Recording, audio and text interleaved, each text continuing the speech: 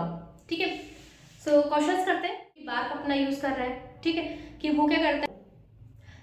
ये केमिस्ट्री का free course हर उस बच्चे के लिए है जो गेट, नेट और आईआईटी के लिए प्रिपेयर कर रहा है। तो शैल वी बिगिन। आज का टॉपिक है न्यूक्लियर केमिस्ट्री और आज हम इस वीडियो के अंदर lectures and previous year question सारे कवर करेंगे और ये पूरा जितना मैं ट्राई करूंगी एक ही वीडियो में इन शॉर्ट में कंप्लीट कर दूं, थोड़े बहुत कंसेप्ट और बाकी के प्रीवियस ईयर क्वेश्चंस, ताकि फिर आपको इधर उधर जाना ही नहीं पड़ेगा। ठीक है, तो इसमें आपके सारे प्रीवियस ईयर कंप्लीट हो जाएंगे। ओके, सबसे पहले अपना आता है, अब देखो बात क्या है कि ये है अपना न्यूक्लियस के ऊपर। ठीक है, यहाँ पे कोई बात नहीं करेंगे अपन इलेक्ट्रॉन्स की। इलेक्ट्रॉन की अपन जितनी भी अपन करनी थी अपन को एटम और इन सब में अपन ने कर लिया। ठीक है, अब न्यूक्लियस की स्टेबिलिटी को देखने के लिए साइंटिस्ट ने दो ग्राफ बनाए थे, है ना। अब एक तो ग्राफ है, यहाँ पे है एटॉमिक नंबर, ठीक है, यहाँ पे है n/p रेशियो। एक तो ये वाला ग्राफ बनाया था और एक बनाया है बाइंडिंग एनर्जी पर न्यूक्लियन, यहाँ पे है मास नंबर। मास नंबर क्या होता है, प्रोटॉन प्लस न्यूट्रॉन। ठीक है, इसी को अपन न्यूक्लियन बोलते हैं। ठीक है, इस कॉम्बिनेशन को ही न्यूक्लियन बोला जाता है। अब ये जो ग्राफ आया ये कुछ ऐसा आया, ठीक है, और ये आता है अब होता क्या है कि यहाँ पे इन्होंने क्या बताया कि एटॉमिक नंबर 20, ठीक है, तो Z less than equals to 20 और Z ग्रेटर देन 20। यहाँ पे n/p ratio is equals to 1, n/p ratio is equals to 1.5। It should be less than or equals to 1.5। ठीक है, अब होता क्या है, इस थ्योरी के अकॉर्डिंग एटॉमिक नंबर 20 या 20 से कम में है और उनका n/p रेशियो 1 है तो वो स्टेबल है। यह दोनों स्टेबिलिटी बैंड के अकॉर्डिंग, स्टेबिलिटी बैंड, ठीक है, ये है स्टेबिलिटी बैंड, मतलब इसके अंदर जो लाई करते हैं और यहाँ पे जो है, ठीक है, ठीक, ये स्टेबिलिटी बैंड है। अगर n/p रेशियो सपोज कोई न्यूक्लियाई है उसका n/p रेशियो ज्यादा है, मतलब इधर कहीं पे लाई कर रहा है तो उसको अपना n/p रेशियो कम करना पड़ेगा इधर आने के लिए, और अगर कोई न्यूक्लियाई इधर है तो उसको अपना n/p रेशियो बढ़ाकर इधर आना पड़ेगा। ये है स्टेबिलिटी की कंडीशन। जैसे अपन नॉर्मल एटम्स में करते हैं ना, आयनिक बॉन्ड क्यों बनता है, ताकि वो नोबल गैस कॉन्फिगरेशन के अंदर कन्वर्ट हो सके, इलेक्ट्रॉन्स का एक्सचेंज हो सके। क्यों होता है, ताकि वो नोबल गैस कॉन्फिगरेशन आ सके। ऐसे ही यहाँ पे जो बेसिक चैप्टर है क्यों हो रहा है, सबको स्टेबिलिटी के तरफ जाना है।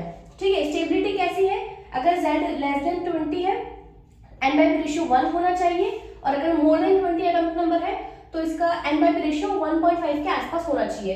तो इन सब के अकॉर्डिंग सबसे जो मोस्ट स्टेबल आता है वो आता है बिस्मथ। इसका n/p रेशियो है 1.52। ठीक है, एक तो ये बात हो गई थी। अब n/p रेशियो बढ़ाने और कम करने की बहुत सारी चीजें हैं। अगर n/p रेशियो आपको कम करना है, ठीक है, मतलब आप यहाँ पर हो तो आप क्या करोगे, न्यूट्रॉन एमिशन और एक बीटा रेज का इमिशन कर दोगे। ये बीटा है, ठीक है, बीटा। और अगर आपको n/p रेशियो बढ़ाना है तो आप अल्फा पार्टिकल का इमिशन कर सकते हो, आप पॉजिट्रॉन का कर सकते हो। पॉजिट्रॉन कैसा होता है, +1 0, ठीक है, या फिर इलेक्ट्रॉन कैप्चर हो सकता है। अभी अपन इसकी और बातें करेंगे।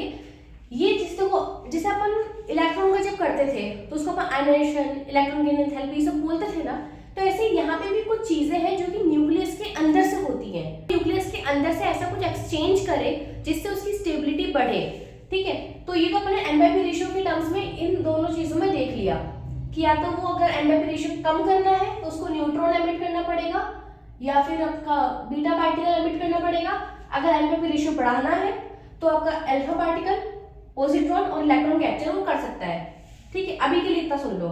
और नेक्स्ट अपना है एक ये वाला जिसके अंदर बाइंडिंग एनर्जी बता रही है। बाइंडिंग एनर्जी का मतलब ये है, ये न्यूक्लियर के फोर्सेस की बात की जा रही है कि एक जो अपना न्यूक्लियस है उसके अंदर प्रोटॉन भी है, न्यूट्रॉन भी है। न्यूट्रॉन क्योंकि चार्जलेस होता है तो प्रोटॉन का एक रिपल्शन फैक्टर होता है। ठीक है, तो क्या होता है कि जब ये जो दोनों जो थ्योरीज है ना, ये किस पे वर्क कर रही है कि जो रिपल्शन है वो कब ओवरकम कर लेगा अट्रैक्शन को। मतलब जैसे कि जो न्यूक्लियस के अंदर जो न्यूट्रॉन और प्रोटॉन है, ठीक है, अब प्रोटॉन तो पॉजिटिव चार्ज है, इसमें न्यूट्रॉन्स भी है, तो एक टाइम तक तो ये लोग बैलेंस करेंगे एक दूसरे को, मतलब यहाँ तक कि भाई जितना न्यूट्रॉन हो गया उतना ही मेरा प्रोटॉन कह लो।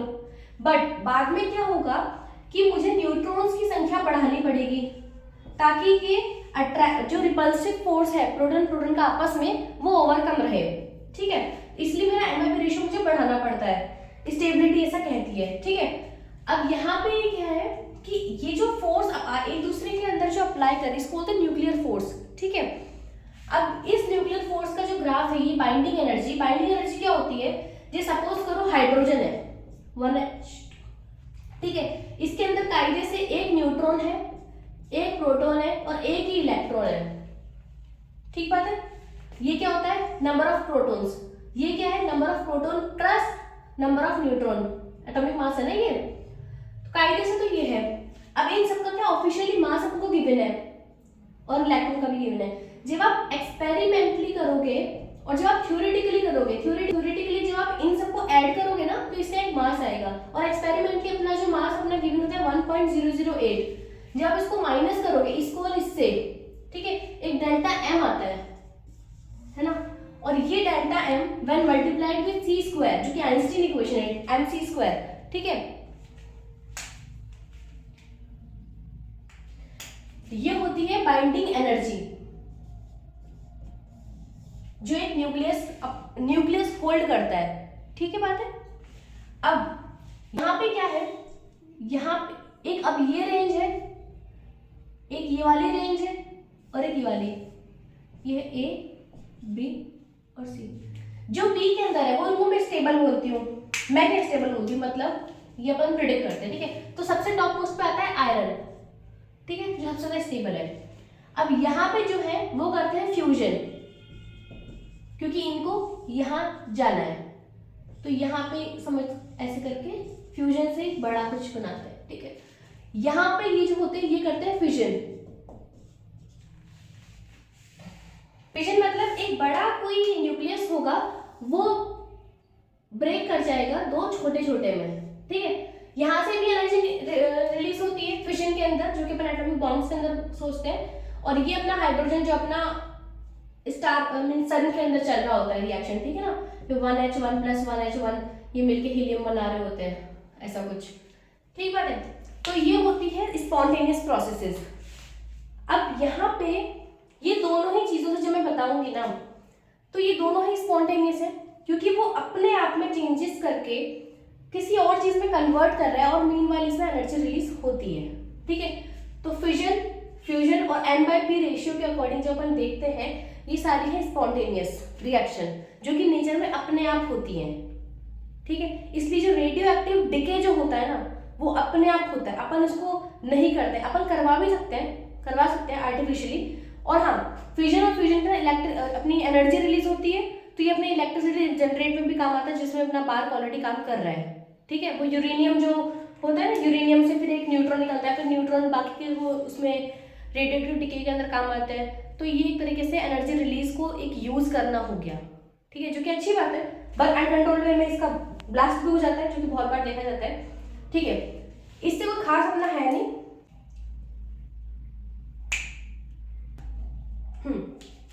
अब क्या होता है, जैसा कि मैंने आपको बताया कि n/p रेशियो ऑटोमेटिक इंक्रीज भी कर सकता है और n/p रेशियो डिक्रीज भी कर सकता है। डिक्रीज कैसे, न्यूट्रॉन या बीटा पार्टिकल, ठीक है, और इंक्रीज कैसे, अल्फा पार्टिकल, इलेक्ट्रॉन कैप्चर या फिर पॉजिट्रॉन, ये दो चीज हो सकती है। अब क्या होता है, एक होता है ग्रुप डिस्प्लेसमेंट लॉ।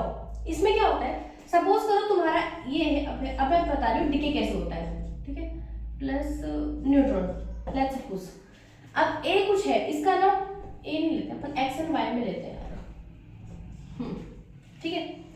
इसका यहाँ पे है जेड ए, ये होता है मास नंबर। यहां से यहां जब भी इसका जो मास नंबर होगा ना और इसका जो एटॉमिक नंबर होगा, तो ये जो A is equals to O plus 1, ठीक है। ऊपर ऊपर वाले सारे इक्वेट करने चाहिए और Z is equals to square plus 0, ठीक है। न्यूट्रॉन का एटॉमिक नंबर 0 होता है। ऐसे ही अगर मैं यहाँ पे बीटा पार्टिकल लिख दूं इसकी जगह पर, तो यहाँ पे आ जाएगा -1, ठीक है। अब यहाँ अब सपोज करो ये है 3, ठीक है, ये है -1, तो यहाँ पे क्या आना चाहिए 4, ताकि 4 - 1 3 हो जाए, ठीक है। अब 3 से क्योंकि ये 4 हुआ है तो इसको मैं बोलती हूँ ग्रुप डिस्प्लेसमेंट लॉ के according right by 1, beta particle के लिए स्पेशली, ठीक है। राइट बाय 1 का मतलब है कि अगर सपोज ये मैं पीरियोडिक टेबल चल रही हूँ, ठीक है, एक पर्टिकुलर मेरा जो ये x है यहाँ पर है, तो ये शिफ्ट कर जाएगा इधर, इससे क्या होगा, इसका ग्रुप नंबर चेंज हो जाएगा, ठीक बात है, ओके। एक तो इस पे क्वेश्चन आता है, ठीक है। अब यहीं पे अगर मैं बात करूं अल्फा एमिटिंग की, जैसे अल्फा है 2 और 4, अब यहाँ पे 3 है, यहाँ पे 2 है, तो यहाँ पे 1 आना चाहिए, 3 से 1 चला गया, भाई ये दोनों इक्वल होने चाहिए ना। और ऐसे ही मास नंबर यहाँ पे O की जगह क्या आना चाहिए, A -4, ताकि -4 + 4 मिलके इक्वेट कर दें, ठीक है। तो अब क्योंकि कम हुआ है तो इसका मैं बोलूंगी GDL, मतलब लेफ्ट बाय 2, इस टाइप से, मतलब कि इस तरफ जा रहा है ऐसे। तो एक तो इस वाले पे क्वेश्चन आते हैं, ये तो समझ में आ गया। N/P रेशियो मैंने बता दिया है, वाली 2 चीज होती है। हाँ, N/P रेशियो क्या होता है, एक सेकेंड। अब जैसे ये है N/P, ठीक है, ये तो हो गया प्रोटॉन्स, नंबर ऑफ प्रोटॉन्स, ठीक है। N क्या है, नंबर ऑफ न्यूट्रॉन्स। कैसे निकालोगे, जो टोटल मास होगा ना, total mass minus number of protons, ठीक है, इसको बोलते हैं न्यूट्रॉन्स। तो N/P रेशियो पर निकाल के अपन बता सकते हैं कि एक पर्टिकुलर जो स्पीशी है अगर वो रेडियो एक्टिव है, जैसे सपोज उसका N/P रेशियो में निकाला, वो स्टेबल नहीं है, ठीक है, अनस्टेबल है, तो वो ऑब्वियसली डिके करेगा, तो क्या एमिट करेगा ये मैं प्रिडिक्ट कर सकती हूँ, क्योंकि मुझे पता है कि अगर बढ़ाना है तो क्या होना चाहिए, कम होना है तो क्या होना चाहिए, ठीक है। इलेक्ट्रॉन कैप्चर क्या होता है, सपोज ए है, इलेक्ट्रॉन कैप्चर करके फिर ये अपन भी, ये अपना काम आता है नॉर्मली थेरेपीज के अंदर, क्योंकि ये एक आर्टिफिशियल टाइप होता है, इसमें अपन इलेक्ट्रॉन खुद से दे रहे हैं ना अपन, ठीक है। इलेक्ट्रॉन कैप्चर करता है, फिर ये अपना एक स्टेबल या फिर अनस्टेबल स्पीशी बनाता है, ताकि ये और ज्यादा डिके कर जाए। सपोज कोई स्टेबल स्पीशी, बट मैं चाह रही हूँ कि अनस्टेबल रहे, तो मैं इसको कोई चीज दे दूं। अब हाँ, एक और चीज मुझे बताइए, थ्योरी ये बोलती है कि न्यूट्रॉन और प्रोटॉन आपस में इंटर कन्वर्टेबल है, एक न्यूक्लियस के अंदर, एक न्यूक्लियस बात चल रही, ठीक है। जैसे न्यूट्रॉन है तो क्या करता है, प्रोटॉन और बीटा पार्टिकल एमिट करता रहता है। ऐसे ही प्रोटॉन जो होता है ये इलेक्ट्रॉन कैप्चर करके न्यूट्रॉन बना लेगा, ठीक बात है ना। ये है -1 + -0 और ये 1, ठीक है। ऊपर वाला इक्वेट करना चाहिए, नीचे वाला इक्वेट करना चाहिए, ठीक है। एक तो ये अपना हो गया। एक हाँ इसमें आता है, हाँ जब बीटा पार्टिकल निकलेगा, ये माइनस चीज देख रहे हो, इसके साथ में एक एंटी न्यूट्रिनो निकलता है, ठीक है भाई, माइनस है तो समझ जाओगे ना यहाँ पे। और ऐसे ही होता है पॉजिट्रॉन होता है यहाँ पे +1, यहाँ पे 0, तो इस प्लस से समझ जाना, जब पॉजिट्रॉन निकलेगा उसके साथ में एक अटैच्ड एक एनर्जी होती है, ठीक है, उसको मैं बोलती हूँ, जहाँ पे अपना एंटी न्यूट्रिनो था, यहाँ पे न्यूट्रिनो, ठीक है। प्लस के साथ पॉजिटिव वाली मतलब न्यूट्रिनो, और इसके साथ एंटी न्यूट्रिनो, ठीक है। ये सिर्फ एक फॉर्म ऑफ एनर्जी एक तरीके से कह लो।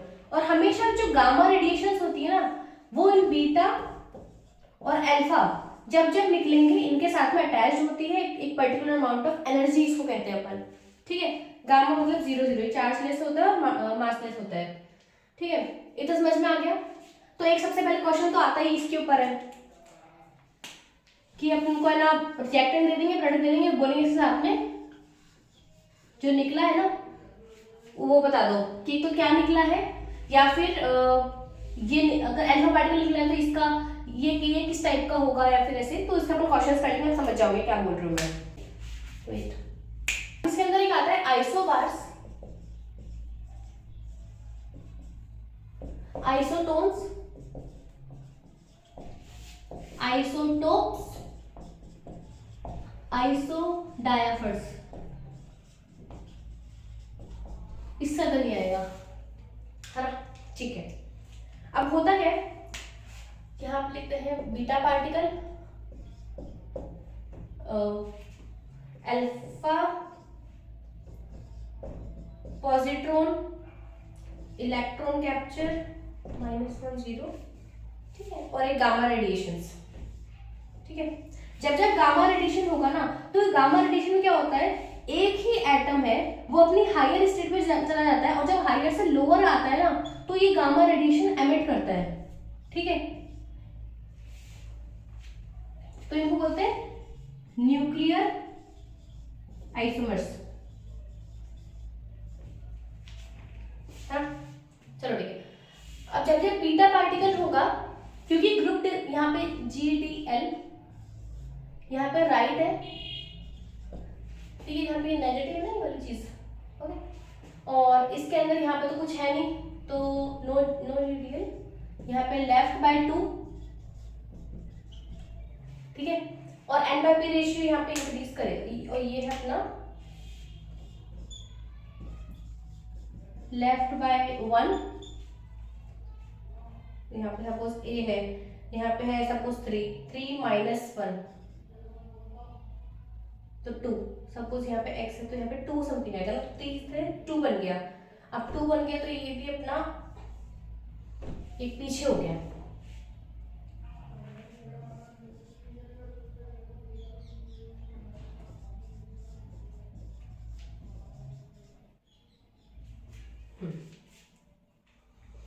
ठीक है। अब N/P रेशियो, इन दोनों के अंदर N/P रेशियो डिक्रीज होगा, बाकी सब में रेस्ट में N/P रेशियो इंक्रीज है, ठीक है।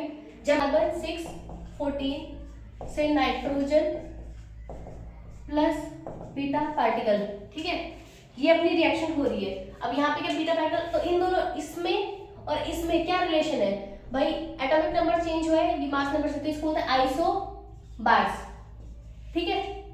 अब किसी के अंदर एटॉमिक नंबर चेंज हो जाए तो इसको बोल, सॉरी, किसी के अंदर एटॉमिक नंबर चेंज हो जाए, एटॉमिक चेंज, बाकी सब सेम है, तो इसको बोलेंगे आइसोटोप्स।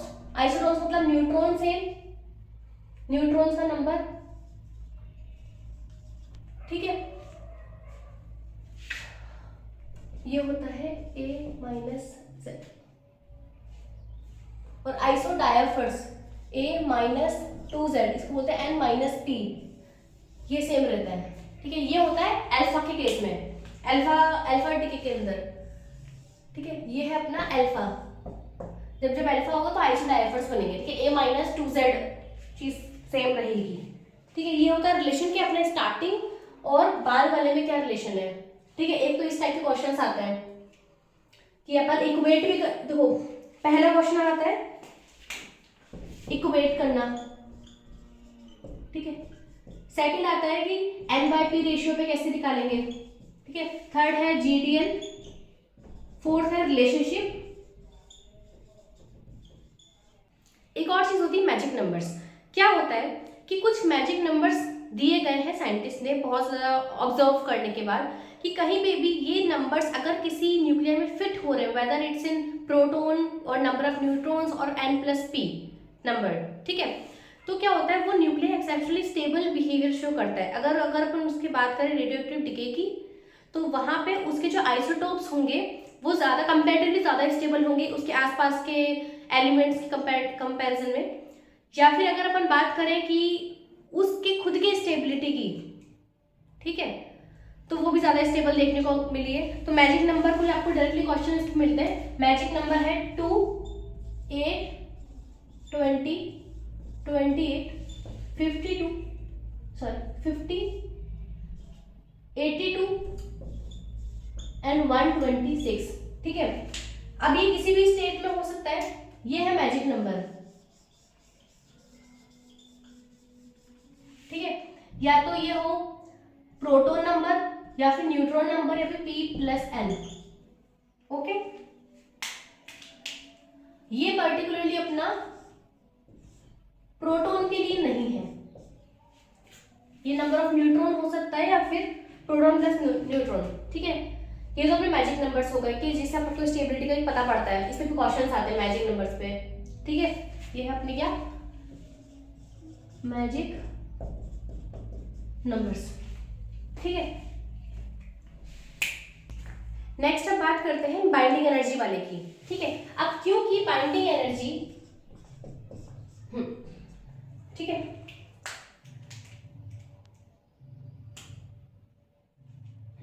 अब बाइंडिंग एनर्जी पे अपन क्या बात करेंगे, सपोज करो A plus x y plus b, ठीक है। एक कोई इसको बोलते हो टारगेट, ठीक है, टारगेट। ये है प्रोजेक्टाइल,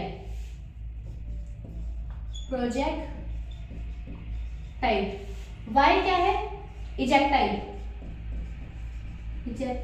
और बी क्या है, न्यू एलिमेंट,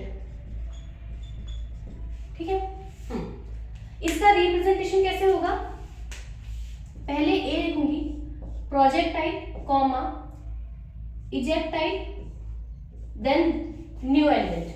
ये इस रिएक्शन को लिखने का तरीका है। होता क्या है, एक कोई टारगेट है, अब मैंने इस पे कुछ एमिट मतलब कुछ भी मैंने फेंका, न्यूट्रॉन फेंका, इलेक्ट्रॉन का कुछ भी है, उससे कुछ निकला प्लस न्यू एलिमेंट। अब होता क्या है कि इसकी एक थ्रेशोल्ड एनर्जी होती है कि कितनी मुझे देनी ही पड़ेगी, ये होती है Q वैल्यू इनटू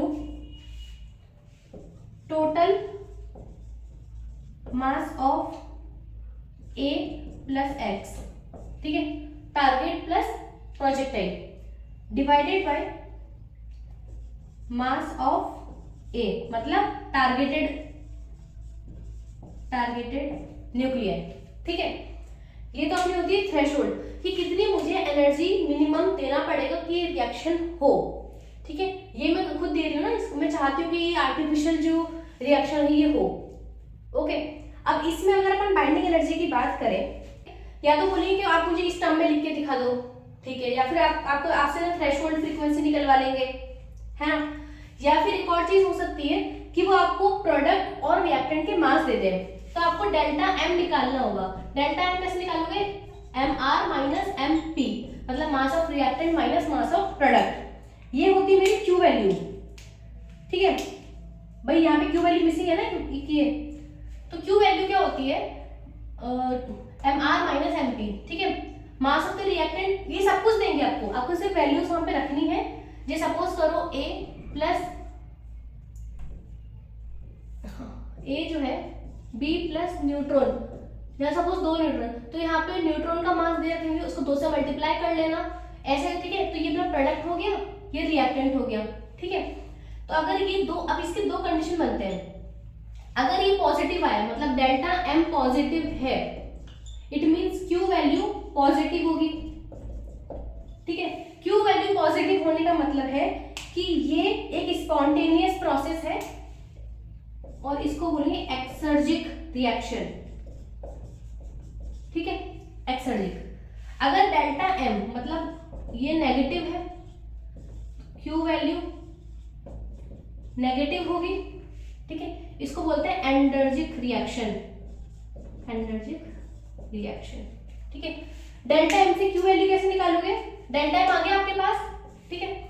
यहां से क्यू वैल्यू का एक सीधा सा है delta m multiplied by 931.5 mega electron volt, ठीक है। ये इलेक्ट्रॉन वोल्ट्स में आता है। अगर आपको इसी को जूल में कन्वर्ट करनी हो, इसी एनर्जी को, इसको मैं बोलती हूँ क्यू वैल्यू, ठीक है। तो मेगा मतलब 10⁻6 इलेक्ट्रॉन वोल्ट, और इलेक्ट्रॉन वोल्ट का मतलब 10⁻6 मल्टीप्लाई 1.6 इंटू 10⁻⁻19 जूल, ठीक है।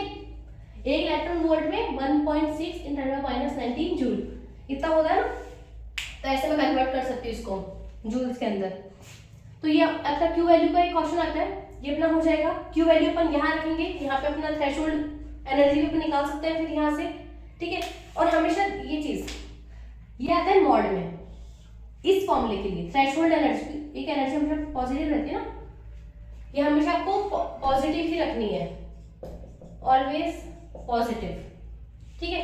थ्रेशोल्ड एनर्जी किससे मिलके बनी हुई है कि एक मिनिमम अमाउंट ऑफ एनर्जी जो इजेक्टाइल और म्यू एलिमेंट को काइनेटिक एनर्जी भी दे, तो मतलब threshold energy basically q value plus kinetic energy of y plus kinetic energy of b, इस बी मतलब ये दोनों, ठीक है, इनकी काइनेटिक एनर्जी को कंप्राइज करती है, ठीक है। अब एक और चीज बच रही है कि इनका जो एप्लीकेशन है वो कहाँ कहाँ पर है, ठीक है। फर्स्ट अपन जो देखते हैं एज एटॉमिक बॉम्ब्स, जो एनर्जी रिलीज करते हैं, जो कि बार्क अपना यूज कर रहा है, ठीक है, कि वो क्या करता है, जैसे यूरेनियम है तो उससे एक इलेक्ट्रिसिटी बना रहा है, एनर्जी जो रिलीज होती है उसको कन्वर्ट करते हैं, टरबाइन को घुमाने में टरबाइन घूमती है, फिर उसकी एनर्जी अपन यूज करते हैं एज एन इलेक्ट्रिसिटी, ठीक है। सेकेंड चीज है एज डिटर्मिनेशन। क्या होता है, जैसे एक अपनी साइकिल होती है, ठीक, जो नाइट्रोजन एटमॉस्फेयर में प्रेजेंट है, जैसा कि आपको दिख रहा है, कॉस्मिक रेज की वजह से वो एक रेडियो एक्टिव कार्बन के अंदर कन्वर्ट हो जाता है, और वो जब कार्बन प्लांट्स के अंदर जाता है, क्योंकि प्लांट्स कार्बन डाइऑक्साइड लेते हैं, ठीक है, तो अब प्लांट्स अपन भी खाते हैं, एनिमल्स भी खाते हैं, उस पर्टिकुलर प्लांट के अंदर भी रहता है। तो ऐसी जितनी भी चीजें जो एक टाइम पर लिविंग थी, उसके अंदर अपन यूज कर सकते हैं कार्बन डेटिंग मेथड। इसमें क्या होता है, जैसे कोई एक चीज है, अब आज मुझे पता करना है इस डायनासोर का एज क्या है, या फिर मुझे पता करना है कि इस वुड का क्या एज है, ठीक है, तो उसके 2-3 तरीके हैं। अगर मुझे सपोज कोई लिविंग थिंग है, ठीक है, लिविंग मेरा मतलब है कि जो वंस अ लिविंग, जैसे कोई ट्री, ठीक है, इसमें क्या होता है, डिसइंटीग्रेशन पर सेकेंड, डीपीएस, इसमें काउंट को देखा जाता है। काउंट के लिए एक सबसे इंपॉर्टेंट चीज, आपको टाइम पीरियड सेम रखना पड़ेगा। जैसे सपोज कोई फ्रेश है वुड सैंपल, और वो 1 मिनट में 56 काउंट दे रहा है। काउंट मतलब ये होता है जीएम काउंटर से। जीएम काउंटर एक इंस्ट्रूमेंट होता है जो कि इसके अंदर से जो रेज निकल रही है, बीटा पार्टिकल की रेज हो गई एग्जांपल, है ना, उसको काउंट करता है, ठीक है। तो वो 1 मिनट में 56 काउंट दे रहा है। अब ओल्ड सैंपल मतलब ये जो पड़ा हुआ सैंपल जिसको मुझे जानना है, ये मेरा 2 मिनट में सपोज करो दे रहा है 18 काउंट्स, ठीक है। सबसे पहले मुझे इस टाइम को सेम करना पड़ेगा, मतलब 1 मिनट में 56 दे रहा था, 2 मिनट में कितने देगा, जस्ट डबल 56 × 2, ठीक है। अब सही है, 2 मिनट। अब इसका एक फॉर्मूला होता है, उसमें अपन रख लेंगे फ्रेश और ओल्ड का। सिमिलरली अगर अपन एज की बात करें तो इसमें भी क्या होता है, जैसे अपने कार्बन 14 जब अपनी बॉडी के अंदर रह गया है, अब क्योंकि अपन ने प्लांट्स को खाया, अपन मर गए, ठीक है, अपने अंदर तो कार्बन, ये जो रेडियो एक्टिव कार्बन था ये तो रह गया ना।